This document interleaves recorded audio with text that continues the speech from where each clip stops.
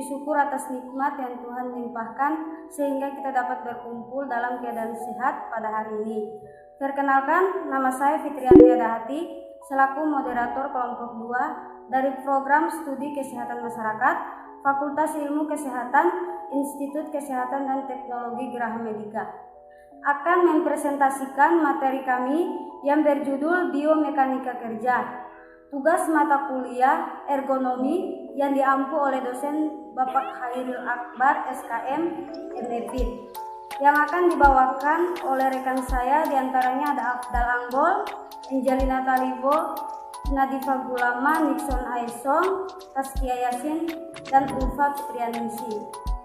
Dan materi pertama, definisi biomekanika kerja, akan dipaparkan langsung oleh Saudara Afdal Anggol.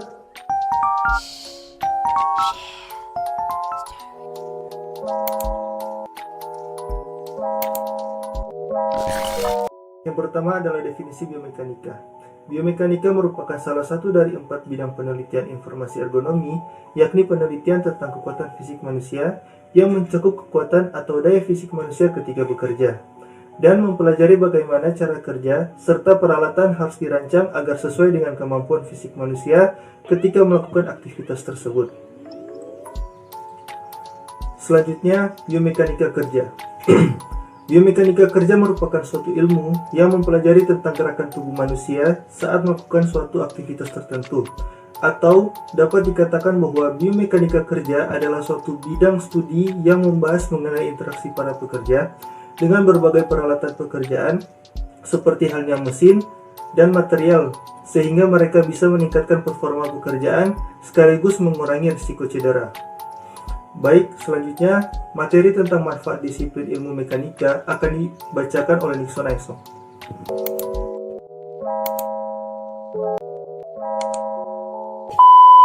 Manfaat disiplin ilmu biomekanika itu ada 3. Yang pertama, mengevaluasi tingkatan kemampuan pekerja terhadap kebutuhan fisik pekerjaan.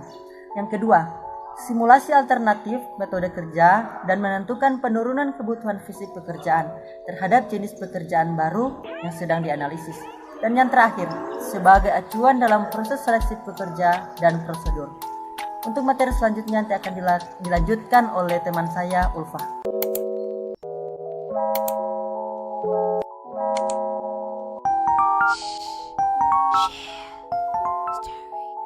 Kategori gerakan tubuh manusia terbagi menjadi 5. Yang pertama ada gerak flounter, gerak refleks, gerak ritmis, gerak dasar, dan gerak manipulatif. Pada kesempatan hari ini, saya akan membawakan materi terkait gerak flounter dan gerak refleks. Apa sih itu gerak flounter? Nah, jadi gerak flounter ini merupakan gerak yang terbentuk oleh kemauan dan kesadaran penuh. Contohnya seperti gerakan saat menulis, membaca, bermain bola, dan lain sebagainya. Yang kedua ada gerak refleks. Gerak pada umumnya terjadi secara sadar melalui jalan panjang, yaitu reseptor ke saraf sensorik dibawa ke otak untuk selanjutnya dikelola oleh otak. Kemudian hasil olahan otak inilah yang berupa tanggapan yang setelahnya dibawa ke saraf motorik sebagai perintah yang harus dilaksanakan oleh efektor. Lalu apa sih itu gerak refleks? Nah, jadi gerak refleks itu adalah gerak yang berjalan sangat cepat dan terjadi secara otomatis. Contohnya seperti gerakan saat berkedip, bersin, maupun gerakan saat batuk.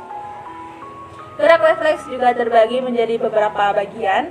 Yang pertama ada gerak refleks spinal, yaitu gerak refleks yang terjadi pada sumsum tulang belakang.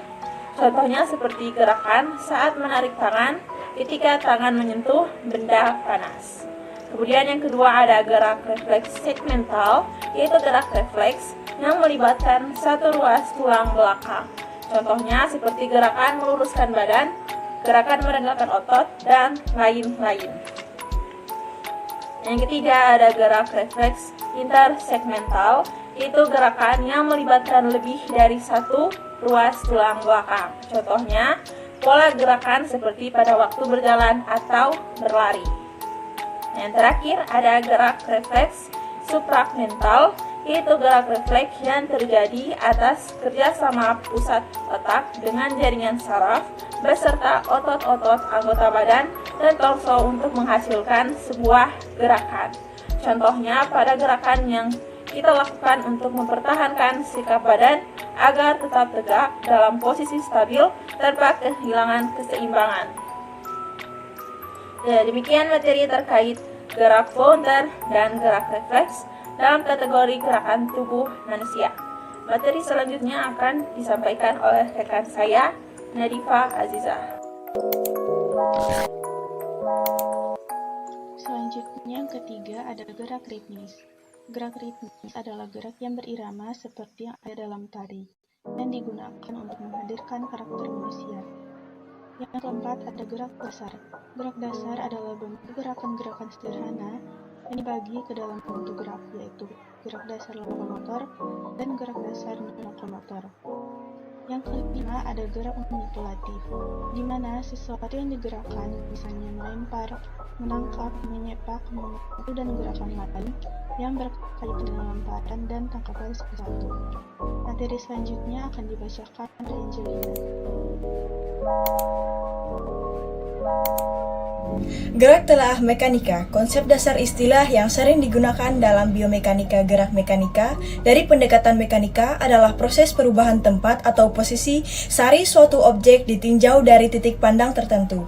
Secara umum, mekanika tubuh merupakan studi tindakan dari tenaga fisik dan memiliki sifat statis dan dinamis. Gerak mekanika dari pendekatan mekanika adalah proses perubahan tempat atau posisi sari suatu objek ditinjau dari titik pandang tertentu. Secara umum, mekanika tubuh merupakan studi tindakan dari tenaga fisik dan memiliki sifat statis dan dinamis. Istilah yang sering digunakan dalam biomekanika adalah load and force atau motive force. Aplikasi biomekanika.